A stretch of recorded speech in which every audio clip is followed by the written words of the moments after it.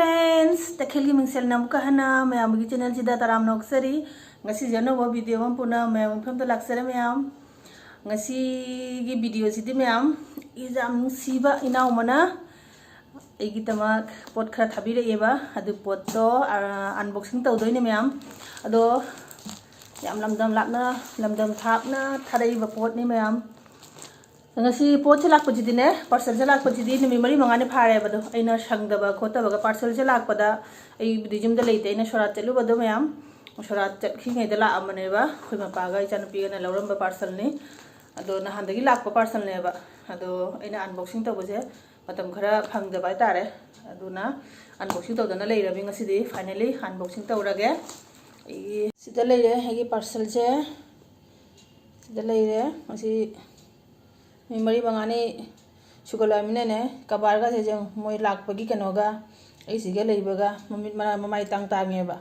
sidana gi kak na bai kai tam na bai se si ready tani mayam ai huji unboxing tab jarage ado mayam ai gi mobile se ne ai gi thak thak nikpa phara phara harana stand ma le jabado aduga ai thangat na ne lawjaram mane ba ado ne dok laun ta na ne loire huji pung tek te pung kai kai re mayam ai ado tek thokina ne huji ai khillaga ne खिल्लगने आइगी कनो बोतल अमा खक्ता ngaragane aina unboxing tawdoi se mayam ai se kadam phibam nano je ai tawna tawreba loina thak thak ni paga tangai khare mayam video sinaga mai sinaga luba ne ai se lure ke re naksara mayam iwa wa na gulera mi tawri se isi ingba siga ke dori mi gai sarana free lum maga lit ponte ke jara mi ai sarana do yenga si mayam unboxing se tawraji stand do thangaladi asi phajana ne mai sena udoiba do stand ni tek thokra mino paletra ijana pisi tuition chakhi kanana lobi ni video do mak lak pa ngai radi pung horen mang lak palak pung apa dane ba aduga dei chak kana thong matam do sangmai dabani na aina sum unboxing taw dore mayam do yenga si aigi parcel je ado aigi yenga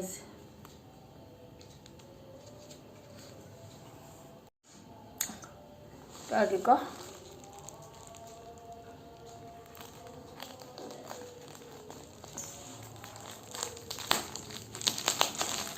age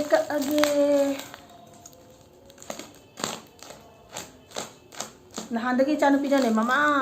unboxing ai tawrage hekta loi bana ba ina hai jaroi ai tawdoi ni nang tawa ya bana te ai video low na unboxing tawdoi ni ana kham thami ne ba odoi na tanjadi phang da bai tare chin ba kai tanga kre mar sangsar sida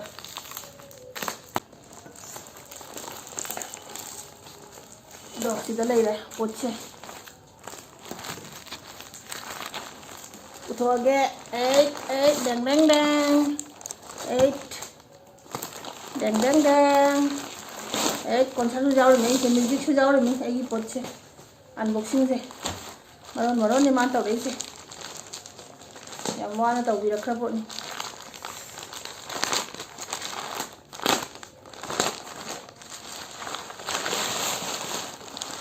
dang dang dang ayya kai ke nama hapai se mayam kanana pirei mo haidudi ai haidi hojik pau kanana tharai mo kanana pirei mo haidudi ai mi di haidi ko hojik pau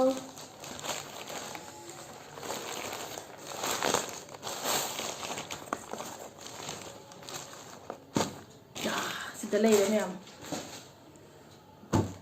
pot ya me mang pirei se as ibu ikai jare ai duni sida leire mayam do jeng phajana jeng halage mayek kan tawna do pot sing je agi tamak thabi rei se mayam yam nusibi na omani tanu nani mayam tharai se tanu thank you so much ai dine na che di ikai ba ma jaw sale ai sine nang na ne asi pang hap ta pi ta pirak pasi ga ne aseng bai di ikai bazat ni ko ai na ding asi bau kai sum bau nangu pi ba sungam ji du yeng si kai kai pot nai do le mayam mai se blouse piece si blouse ki top sum ken taw jaba si ani khak ne si son papri ni mayam son papri ka jahari tanu ikai re ko na che dia thok pani da nang tawrei se सोन पापड़ी का हापाना सिमा साबान का हापई वा तौरिसे तिलुल का हापई ना तौरिसे तौरि कई लीला नंग तौरइसिबु नबाय नंग चैरनेबा नंग लौसलु मिंगते लौसलु नंग दी पी नो हायना साबान मसु जावरेबा तौरिसे थैंक यू नचेगी सुजाम पीबीरक्पगी साबान अनी नीने सि फी सुनबने नुरा नन्नबने लोरेन तौरइसे नंगना लेसिदा असिना चुनी नी मैम चुनी सिदे अइना तपचागिबने अइना इसाना लेजबनिको माबु थाबिरो हायनाने अइनाने माना इनबा चुनी जाम फजा फजाब इनबदो अइनाने पामाबा अदो पामबदुगने अइना इगिसु मरि खतंग लैरगा थारो हायनाने अदो चुनी की पैसाबुदे अइना पीहिबनी अदो अथामन करिगा लोइना माना पीरिबनिको मैम मान तौरिसे अइदि कायरेको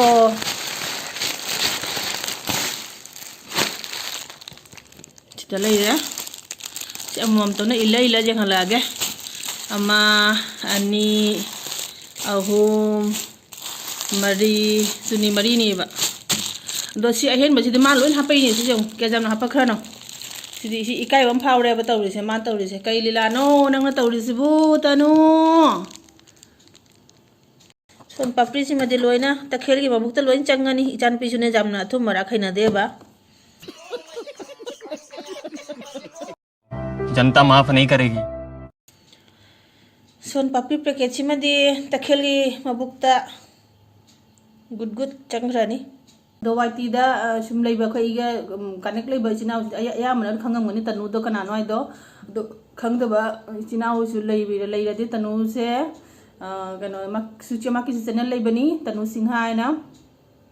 दो आइगा कनेक्ट लेबा तनुगा कनेक्ट लेतबा चिनाव लेरदि तनुगी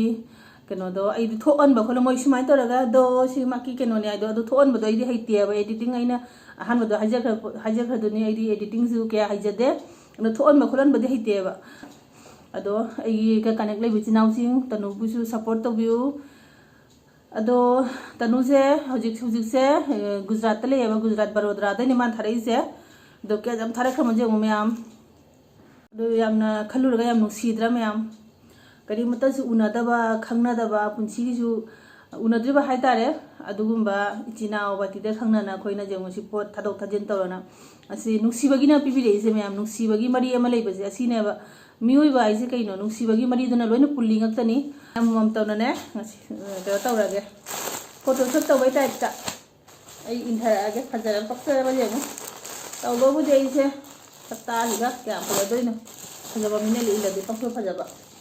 खोइना इलदि कई हाइब्रनी ब्लू से कई हौरगे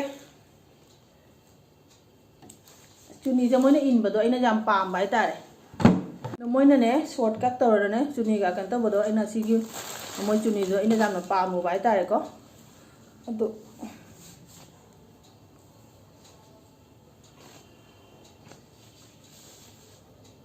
ऐसु चुनी हिंजे इल्लगा रील्स नमथबा यारे मैम हैबुदि हैते रील्स नंबबुदि अदोसु ट्राई तौगे आइ तो रील्स नमद्रमक्सु वीडियो दौबुदि जाइनाने सिनी ब्लू कलर स्काई ब्लू नेबा सिसुम फजैबा पोचिसुने सॉफ्ट टॉय इनबा नुंगाइनी फजरबा मैम पंग थी बनी दे इसे असुम कबक कायदो खरा जोग मानबे वारी तनी मोमफा मानबे वारी तनी टमाटर था असिन जेंगे अमदि जेंगे ma'am आइगी Tungi सोफाजे ignore तौबिउ ngasi asi loina itang tange si cover puna mangasi aina sudokrieba kangde nusa ja phajana sadabani na kangoya da thau pot ni na aduna tungi kino je ignore to view pink simu yengage pink sine ne yamna pamna hai kan to bodi pink color se si color se baby pink ne ba si pink se yamna pam bai na yamna pamja bai tar wow pink se pami tanu pink se di fajare ma'am फजरमी तो pink से ꯑꯩ ꯈꯔ ꯄꯤꯡ ꯑꯁꯤꯒꯨꯝꯕ ꯄꯤꯡꯁꯦ ꯈꯔ ꯄꯥꯝꯃꯦꯕ baby ꯄꯤꯡꯅꯦꯕꯁꯦ ꯗꯣ ꯐꯖꯗ꯭ꯔꯥ ꯀꯂꯔꯁꯦ ꯐꯖꯔꯝꯃꯦ ꯄꯤꯡꯁꯤꯗꯤ ꯐꯖꯕꯅ ꯂꯣꯏꯔꯦꯕꯣ ꯇꯅꯨ ꯄꯤꯡꯁꯦ ꯐꯖꯔꯦ ꯌꯥꯝꯅ ꯀꯂꯔꯁꯦ ꯌꯥꯝꯅ ꯄꯥꯝꯃꯦ ꯄꯤꯡꯁꯤꯃ ꯊꯝꯃꯒꯦ ꯑꯇꯣꯞꯄꯁꯤꯃ ꯌꯦꯡꯉꯒꯦ ꯁꯤꯅ ꯀꯩ ꯍꯥꯏꯗꯣꯏꯅꯣ ꯃꯣꯁꯨꯔꯤ ꯃꯆꯨ ꯍꯥꯏꯗꯣꯏꯕꯣ ꯆꯟꯗꯣꯟ ꯃꯆꯨ ꯍꯥꯏꯗꯣꯏꯕ ꯈꯪꯗꯦ ꯃꯌꯥꯝ ꯁꯤꯁꯨ ꯌꯥꯝ ꯐꯖꯩ ꯑꯗꯣ ꯁꯤꯁꯨ ꯐꯖꯩ ꯁꯤꯁꯨ ꯌꯥꯝ ꯐꯖꯩꯑꯕ ꯀꯂꯔꯁꯦ